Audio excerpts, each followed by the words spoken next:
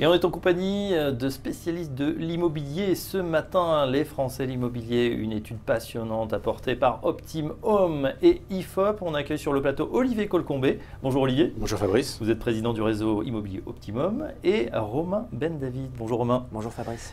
Directeur des études corporate à l'IFOP. Vous réalisez conjointement pour la 3e fois cette année une étude, l'immobilier et les Français. On sait que c'est un des placements préférés de nos concitoyens.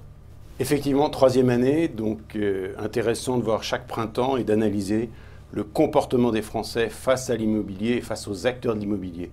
Et cette année, nous avons saisi l'opportunité de la campagne présidentielle pour interroger les Français juste avant le premier tour sur les projets, les programmes de chacun des candidats liés à l'immobilier, à la place qu'ils ont donnée pendant la campagne à l'immobilier. Ouais, et on verra que ça a été plutôt la portion congrue.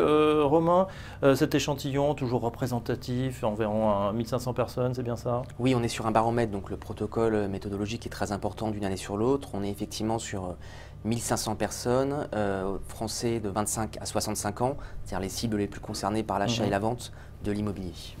On va démarrer avec l'image des professionnels.